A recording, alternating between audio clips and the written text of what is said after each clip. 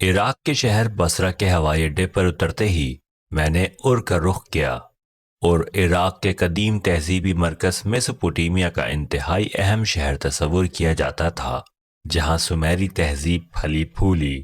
کبھی یہ ایک ساحلی شہر تھا جو دریائے فرات کے دہانے کے قریب خلیج فارس پر واقع تھا۔ آج کل یہ شہر خلیج سے کافی دور دریائے فرات کے دائیں کنارے پر الناصریہ شہر سے 16 کلومیٹر دور واقع ہے۔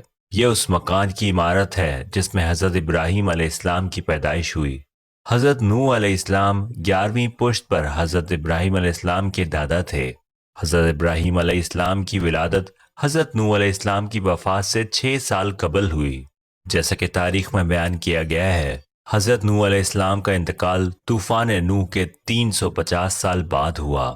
اس حساب سے حضرت ابراہیم علیہ السلام کی ولادت اس عظیم طوفان کے 344 سال بعد ہوئی، اور یہ غالباً 1950 قبل از مسیح کا زمانہ تھا۔ عمارتی ڈھانچے کا زیادہ تر حصہ مقامی تعمیراتی سامان سے تعمیر کیا گیا ہے۔ یہ عمارت سن 1999 میں اپنے اصل نقشے کے مطابق دوبارہ تعمیر کی گئی۔ دیواروں کے نچلے حصے اور پتھریلے فرش کو البتہ جوں کا توں رہنے دیا گیا۔ 27 کمروں پر مشتمل یہ قدیم عمارت دیکھنے والوں کو ورطۂ حیرت میں ڈال دیتی ہے۔ اپنی قدامت، مذہبی اور تعمیری اہمیت کی بنا پر اس گھر نے مجھے بے حد متاثر کیا۔ لگتا تھا کہ یہ ایک بھول بھلیاں جیسی عمارت ہے جس میں ہر جانب محراب دار دروازے، راہداریاں اور صحن ہیں۔ مجھے صرف ایک راہداری ملی جس میں لمبائی کے رخ 3 ملحقہ کمرے تھے، جن کی دیواریں بھی ایک دوسرے کے متوازی نہ تھیں۔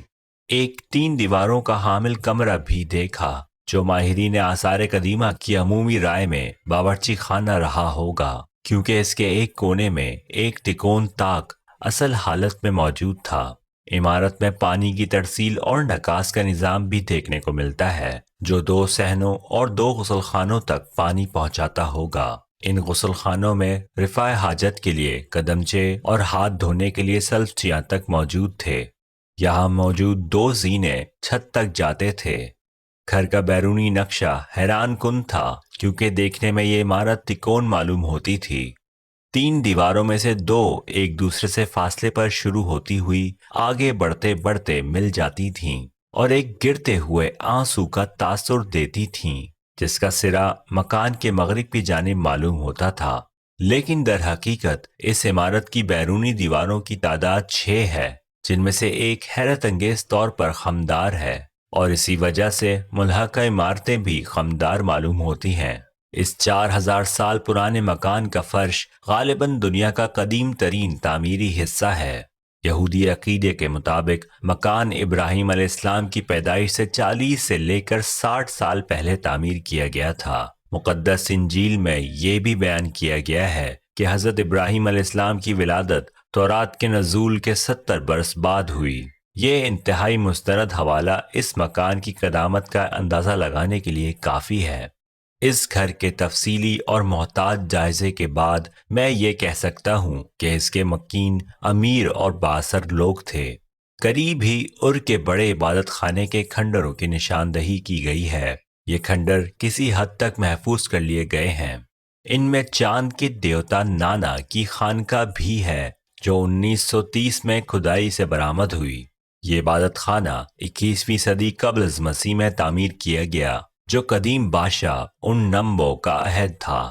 اس کی تعمیر نو 6 صدی قبل مسیح میں آخری شاہ بابل نابونیدوس کے عہد میں ہوئی، جس کی ولادت اسور میں ہوئی تھی۔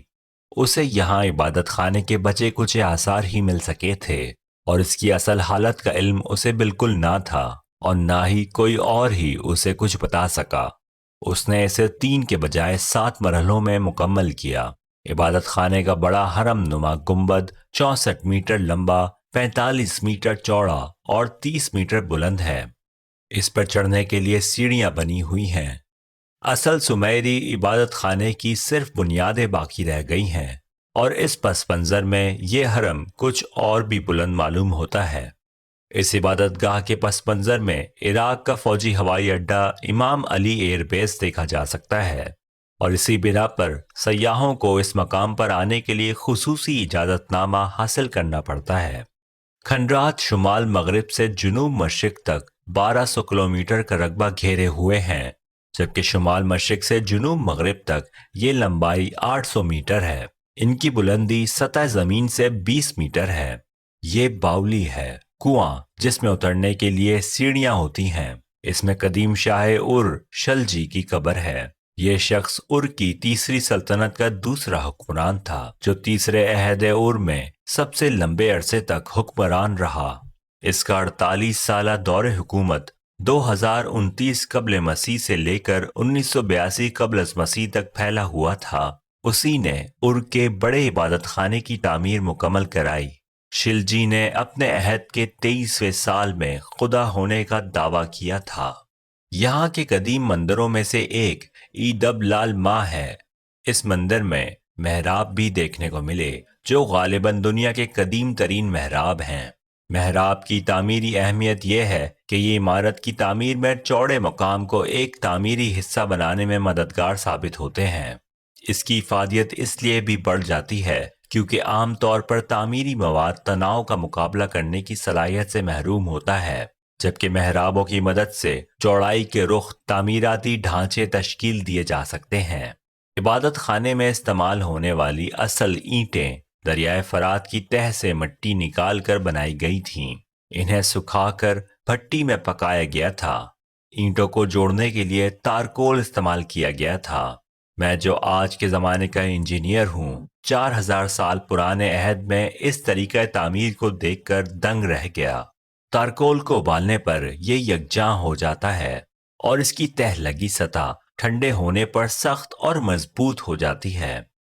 इसके इस्तेमाल से ईंटें मजबूत ही नहीं, पानी के असरात से भी महफूज हो गई। तारकोल ठंडा होने पर हल्का सा सिकुड़ जाता है और यूं इमारत जलजले से भी महफूज हो जाती है। यही वजह है कि ये इमारतें हजारों साल बाद भी बाकी हैं, अगरचे खंडरों की शक्ल में ही। मेरी तहकीक के मुताबिक इस मुकाम पर और इसके गिरदोनवा में तारकोल का इमारती इस्तेमाल गालिबन इंसानी तारीख में पहली बार हुआ था। खास बात यह है कि इन इमारात में चूने के पत्थर की ईंटें इस्तेमाल नहीं की गई थीं। तेजाबी बारिशें और दीगर माहौली असरात इन ईंटों को बआसानी तबाह कर सकते थे, लेकिन मिट्टी की ईंटें इन पहलुई असरात से पाक थीं। शहर के मंदिर के करीब ही खुदाई से एक कदीम कब्रिस्तान के आसार मिले हैं, जिसका ताल्लुक गालिबन बाबिल से था। आने वाले वक्तों में उर्द तदफीन के लिए पसंदीदा मकाम बन गया और वक्त के साथ साथ वीरान होने के बावजूद इसकी कम अज कम ये हैसियत बरकरार रही। गुजरते वक्त के साथ लोग इसे फरामोश करते गए और सिर्फ एक टीला ही बाकी रह गया। मकामी लोग कभी कभार यहाँ से ईंटें खोदकर अपने घरों की तामीर कर लेते थे। ये सिलसिला कमोबेश पौन सदी तक जारी रहा, हत्ता कि कुछ सयाहों ने यहाँ कदीम बाबल की बाकियात को पहचान लिया। तारीख की तलाश के लिए सिर्फ सतह जमीन को ही गौर से देखने पर खुदे हुए पत्थर मिल गए। जल्द ही साबित हो गया कि यह मकाम नवादरात का खजाना है और तारीख को बरामद करना भी चंदा मुश्किल नहीं। सन 1922 से सन 1934 तक की खुदाई और तहकीक, जो ब्रिटिश म्यूजियम और पेंसिल्वेनिया यूनिवर्सिटी के इश्तराक से हुई, निहायत कामयाब रही। माहिरीन ने 1850 मदफन दरियाफ्त किए, जिनमें से 16 शाही मकबरे थे, जिनमें से कीमती नवादरात मां मोहरों के बरामद हुई। अक्सर शाही मकबरे 2600 कबल मसीह से ताल्लुक रखते हैं। इन मकबरों में एक मकबरा मशहूर मलका पोआबी का बताया जाता है, जो लूट मार से महफूज रहा था। इस मकबरे में कई और मुर्दों की बाकियात भी मिली हैं, जो गालिबन मलका आलिया के साथ दफन किए गए थे। ये कोई इज्तिमाई भेंट भी हो सकती है। यहाँ कुछ ही मकबरों तक रसाई मुमकिन है। यह सारा इलाका हजारों साल पुराने ज़रूफों के टूटे फूटे टुकड़ों से ढका हुआ है। मुमकिन ही नहीं कि उन्हें कदमों तले रोंदे बगैर चंद कदम भी लिए जा सकें।